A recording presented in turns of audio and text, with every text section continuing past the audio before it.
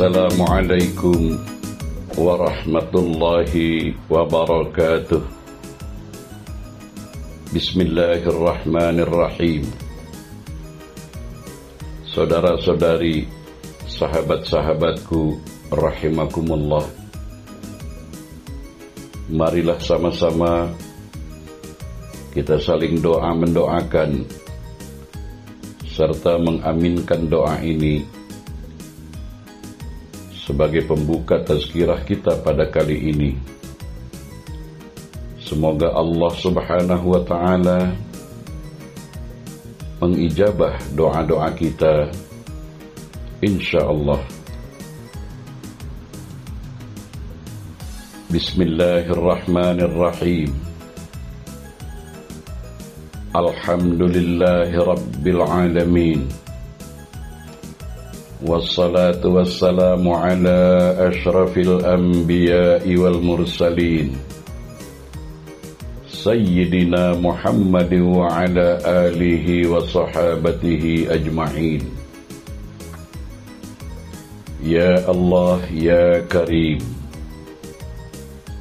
muliakanlah saudara-saudari kami yang menyaksikan tayangan video ini. Ya Allah, Ya Karim, Ya Razzaq, muliakan dan luaskan rizki serta kesehatan pada saudara-saudari kami, para dermawan yang telah membelanjakan sebahagian rizkimu yang diamanahkan kepada mereka berupa zakat, derma ikhlas, infak, wakaf, dan sedekah jariyah kepada anak-anak yatim, para fakir miskin, dan orang-orang yang memerlukan, sehingga terhindar dari golongan para pendusta agama dan selamat dari ancaman neraka wail. Dan dengan izin dan ridhamu, mereka memasuki surga Jannatul Firdaus dan surga Jannatul Na'im, berkerabat dekat dengan abal yatama dan abal masakin Al-Mustafa Muhammad Rasulullah sallallahu alaihi wasallam. Ya Allah, jadikanlah setiap langkah dan perjuangan kami selalu dalam kebaikan. Ya Allah, jika pada saat ini ada di antara kami yang sedang sakit, Engkau beri ketabahan, kesabaran, kafarah, dan kesembuhan yang datang dari sisimu. Ya Allah, jika saat ini ada di antara kami yang sedang berselisih paham satu sama lain, maka damaikanlah mereka, ya Allah. Ya Allah, jika di antara kami ada yang sedang bersedih hati, maka berilah mereka kegembiraan dan keceriaan.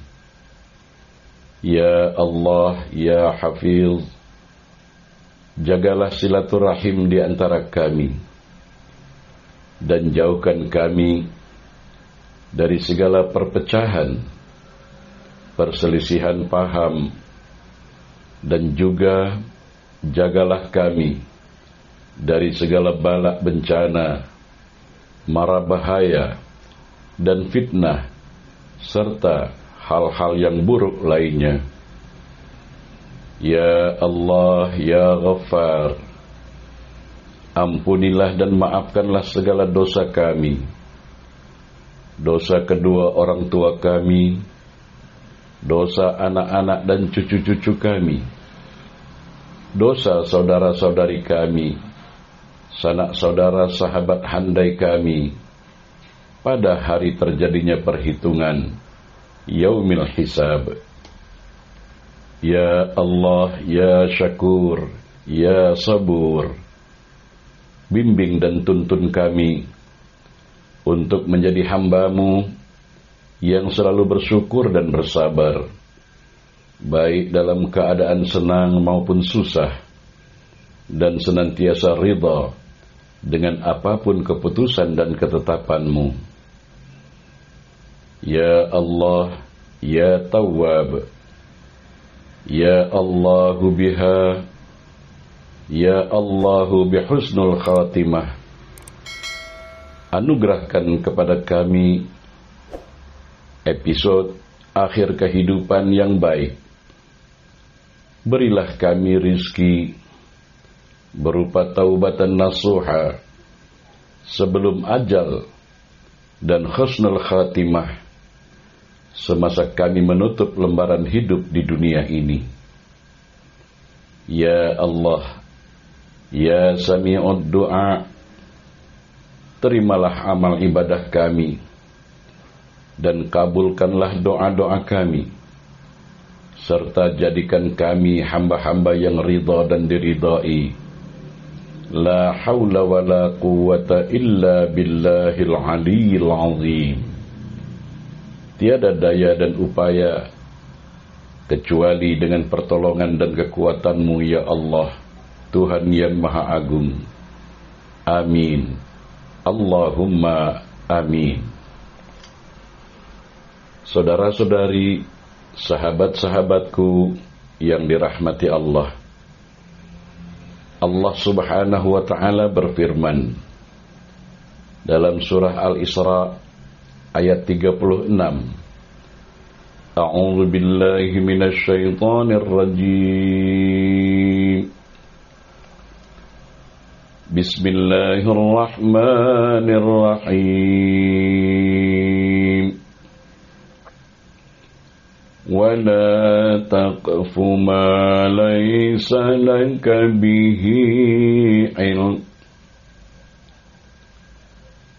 إِنَّ السَّمْعَ وَالْبَصَرَ وَالْفُؤَادَ كُلُّ أُولَئِكَ كَانَ عَنْهُ مسؤولا. Yang bermaksud, janganlah kamu mengikuti apa yang kamu tidak mempunyai pengetahuan tentangnya. Sesungguhnya pendengaran, penglihatan, dan hati, semuanya itu akan diminta pertanggungjawabannya. Hadis riwayat Muslim, Nabi sallallahu alaihi wasallam bersabda, Innallaha la yanzuru ila ajsamikum walakin yanzuru ila qulubikum. Sesungguhnya Allah tidak melihat atau menilai bentuk tubuhmu dan tidak pula menilai kebagusan wajahmu, tetapi Allah melihat dan menilai keikhlasan hatimu. Saudara-saudari, sahabat-sahabatku, inilah persiapan untuk bekal kita berjumpa dengan Allah Subhanahu wa ta'ala, yaitu bersih dan sucinya hati, bersih dan sucinya jiwa. Hati, jiwa mesti bersih dan suci. Kita menunaikan ibadah salat, tetapi kalau tidak membuahkan hati yang bersih, hati yang tetap kotor, bermakna kita belum mencapai apa yang kita harapkan.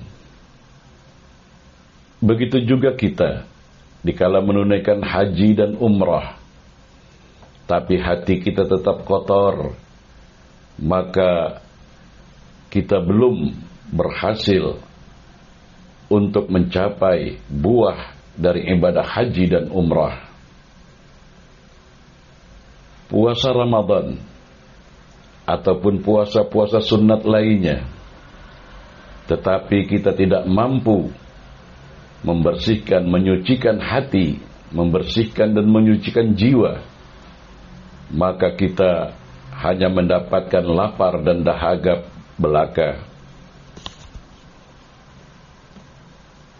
Saudara-saudari, sahabat-sahabatku yang dikasihi sekalian, ibadah yang biasa-biasa saja, sederhana, tapi dapat mencapai hati, dapat mencapai jiwa yang bersih suci, maka akan berjaya dan meraih sukses yang sangat besar, baik di dunia juga di akhirat. Ini sangat penting, saudara dan saudariku, sahabat-sahabatku.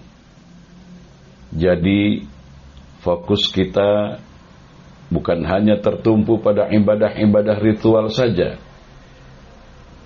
Salat 5 waktu memang wajib. Puasa Ramadan juga wajib. Membaca, memahami, mengkaji Al-Quran memang dianjurkan. Haji dan umrah dan lain sebagainya ibadah ritual itu semuanya bertujuan untuk membersihkan dan menyucikan hati, membersihkan dan menyucikan jiwa. Maka dari itu, saya menasihati diri saya dan saudara-saudari, sahabat-sahabatku yang dikasihi sekalian. Fokus kita adalah membersihkan dan mensucikan hati, membersihkan dan mensucikan jiwa, yakni qalbun salim. Sebagaimana firman Allah Subhanahu wa taala dalam surah Asy-Syu'ara ayat 89, Yauma la yanfa'u malun wala banun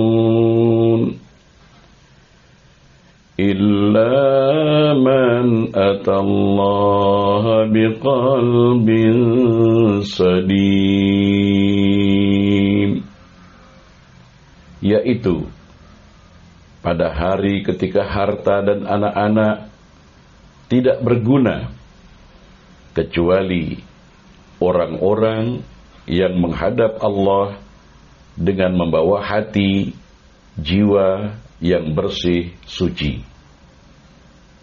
Saudara dan saudariku, sahabat-sahabatku rahimakumullah, Allah Subhanahu wa ta'ala ketika menerangkan tentang tazkiyatun nufus, pembersihan jiwa, pembersihan hati, sampai bersumpah sebanyak 11 kali. Allah Subhanahu wa ta'ala belum pernah bersumpah sebanyak itu, kecuali bersumpah yang berkenaan dengan membersihkan dan menyucikan hati. Sila lihat atau rujuk dalam surah Asy-Syams dari ayat 1 sampai dengan ayat 10. Allah Subhanahu wa ta'ala menerangkan dalam firman-Nya, Bismillahirrahmanirrahim. Wasyamsi wadduhaha. Sumpah yang pertama dan kedua, demi matahari dan sinarnya di pagi hari. Wal qamari idza talaha. Sumpah yang ketiga, demi bulan apabila mengiringinya. Wan nahari idza jallaha. Sumpah yang keempat, demi siang apabila menampakkannya. Wal-laili idza yaghshaha. Sumpah yang kelima, demi malam apabila menutupinya, yakni gelap gulita. Was-samaa'i wa ma banaha. Sumpah yang keenam dan yang ketujuh, demi langit serta penciptaannya yang menakjubkan. Wal ardi wa ma tahaha. Sumpah yang kedelapan dan kesembilan, demi bumi serta penghamparannya. Wa nafsin wa ma sawwaha.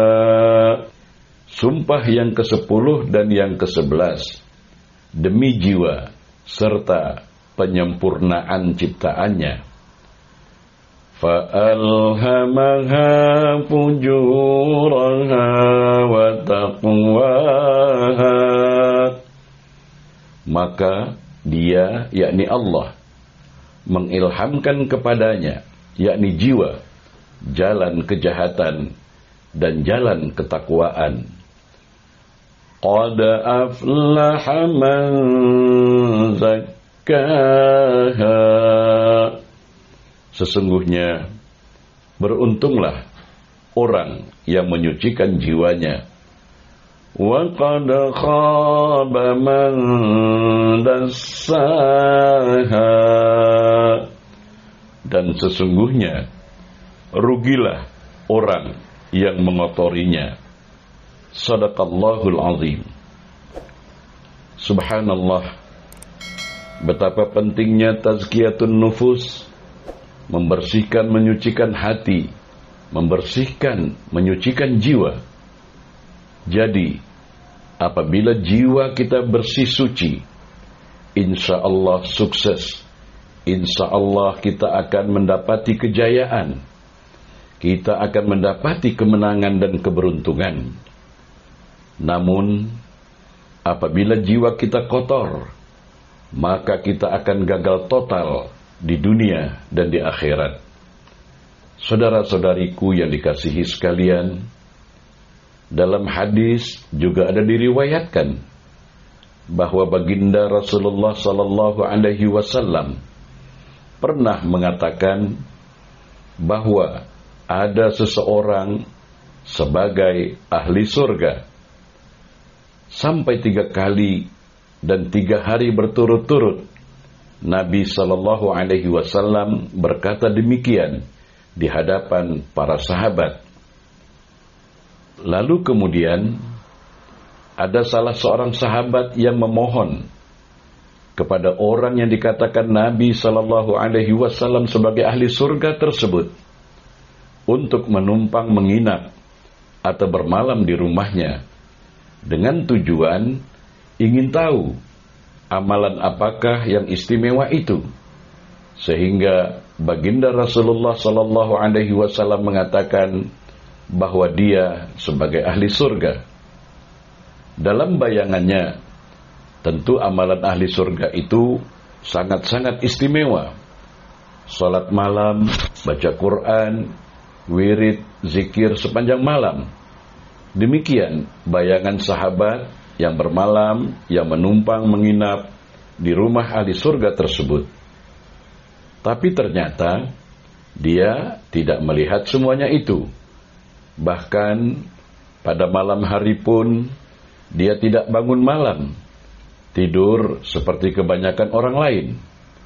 Sesekali kalau dia terjaga bangun, berzikir sekedarnya, dan kemudian tidur kembali. Dan waktu salat subuh baru dia terbangun. Ya, tak ubahnya seperti kebiasaan orang lain. Sehingga sahabat yang menumpang menginap dan bermalam di rumah orang ahli surga itu merasa heran dan hampa, karena tak ada amalan yang istimewa yang dilihatnya. Akhirnya sahabat yang menumpang menginap dan bermalam tadi bertanya kepada si tuan rumah, yakni orang yang disebutkan oleh Rasulullah sallallahu alaihi wasallam sebagai ahli penghuni surga, tentang amalan istimewa apakah yang menjadi amalannya. Lalu si tuan rumah ahli penghuni surga itu berkata bahwa dia tidak mempunyai amalan istimewa apa-apa, sama seperti yang lain. Cuma saya selalu berhati-hati dalam menjaga hati, agar tidak mempunyai niat dan prasangka jahat kepada orang lain. Dan ketika berbicara juga sangat berhati-hati agar tidak menyakiti, menzalimi, berbohong, dan memfitnah orang lain. Subhanallah, saudara-saudari, sahabat-sahabatku, ternyata amalan yang sangat sederhana, tapi sangatlah berat untuk kita amalkan, ternyata dapat menuntun seseorang ke dalam surga, sebagaimana kisah yang diriwayatkan dalam hadis ini. Semoga dapat menjadi pelajaran bagi kita, dan semoga di sisa-sisa umur kita yang ada ini, selain kita istiqomah dalam menjalankan ibadah-ibadah ritual, kita juga diberi kemudahan dan pertolongan dari Allah Subhanahu wa Ta'ala untuk senantiasa berusaha menjaga, membersihkan, mensucikan hati, membersihkan, menyucikan jiwa, dan menjaga lidah kita, menjaga ucapan kita. Amin. Allahumma amin. Jagalah hati, jangan kau kotori. Jagalah hati, lentera hidup ini. Jagalah hati, jangan kau kotori. Jagalah hati, lentera hidup ini. Jagalah hati, jangan kau kotori. Jagalah hati, lentera hidup ini. Sekian, terima kasih di atas perhatiannya. Mohon maaf kalau ada kesalahan dan kekurangan. Semoga bermanfaat dan berkah bagi saya yang menyampaikan, dan juga bermanfaat dan berkah bagi saudara-saudari, sahabat-sahabatku yang saya hormati dan yang saya kasihi. Sampai jumpa lagi pada tazkirah dari kami selanjutnya, insyaallah. Amin. Allahumma amin. Wassalamualaikum warahmatullahi wabarakatuh.